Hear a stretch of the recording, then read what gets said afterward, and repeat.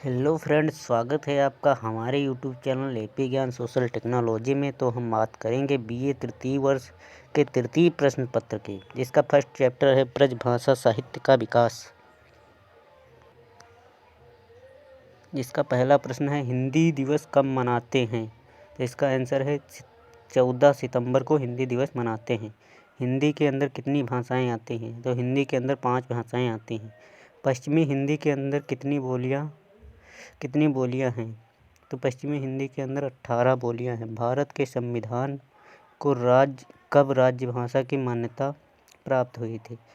तो भारत के संविधान में हिंदी को 14 सितंबर 1949 को राजभाषा की मान्यता प्राप्त हुई थी। भारतीय संविधान की किस भाषा में राजभाषा के संविधान का प्रावधान है।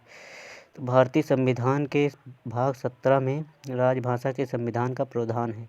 अपभ्रंश शब्द का सर्वप्रथम प्रमाणिक प्रयोग किसने किया था। अपभ्रंश शब्द का सर्वप्रथम प्रमाणिक प्रयोग पतंजलि ने किया था। आगरा क्षेत्र में कौन सी बोली बोली जाती है। आगरा क्षेत्र में ब्रजभाषा बोली बोली जाती है। ब्रजभाषा का प्रयोगात्मक केंद्र स्थान है। ब्रजभाषा का प्रयोगात्मक केंद्र मथुरा है। फिरोजाबाद क्षेत्र में कौन सी बोली बोली जाती है। फिरोजाबाद क्षेत्र में ब्रजभाषा बोली जाती है। अलीगढ़ क्षेत्र में कौन सी बोली बोली जाती है। अलीगढ़ क्षेत्र में ब्रजभाषा बोली जाती है।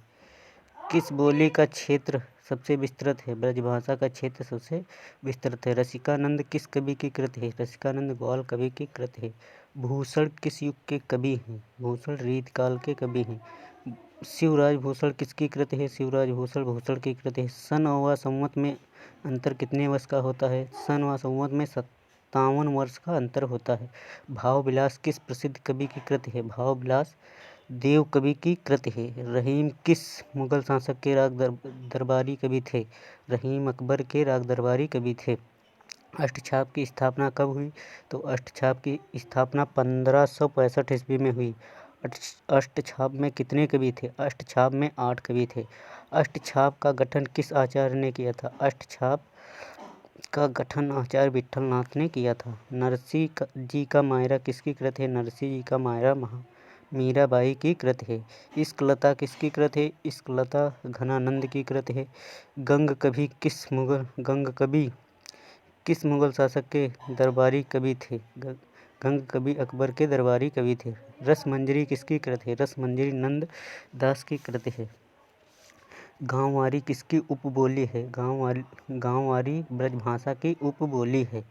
भरतपुरी किसकी उपबोली है। भरतपुरी ब्रजभाषा की उपबोली है।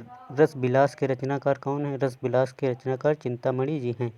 काव्य विवेक के लेखक कौन है। काव्य विवेक के लेखक चिंतामणि जी हैं।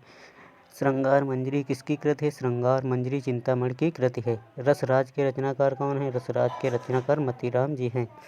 छत्रसाल दशक के रचनाकार कौन है। सत्रसाल दशक के रचनाकार भूषण हैं। शिवा बावनी के लेखक कौन है। शिवा बावनी के लेखक भूषण हैं। बिहारी सतसई किसकी कृत है। बिहारी सतसई बिहारी की कृत है। रतन हजारा किसकी कृत है। रतन हजारा रसनिधि की कृत है। बारहमासी के रचनाकार कौन है। तो बारहमासी के रचनाकार बिहारी जी हैं। कवित्त रत्नाकर के रचनाकार का नाम क्या है। कवित्त रत्नाकर के रचनाकार सोनपति जी हैं। ठाकुर ठसक किसकी कृत है। ठाकुर ठसक ठाकुर की कृत है। श्रृंगार चालीसा के लेखक कौन है। श्रृंगार चालीसा के लेखक द्विजदेव सिंह हैं। अंग दर्पण किसकी कृत है। अंग दर्पण रसलीन की कृत है। प्रेम पच्चीसी के लेखक कौन है। प्रेम पच्चीसी के लेखक सोमनाथ हैं। रस सारांश के रचयिता कौन है। भिखारी दास हैं। भाषा भूषण के लेखक कौन हैं। भाषा भूषण के लेखक जसवंत सिंह हैं। अनुभव प्रकाश के रचनाकार कौन हैं। अनुभव प्रकाश के रचनाकार जसवंत सिंह हैं। आनंद विलास किसकी कृत है। आनंद विलास जसवंत सिंह की कृत है। नैना पचासा के रचनाकार कौन हैं। नैना पचासा के रचनाकार मंडल हैं। ग्वालियर कौन सा भाषा भाषी क्षेत्र है। ग्वालियर ब्रजभाषा भाषी क्षेत्र है।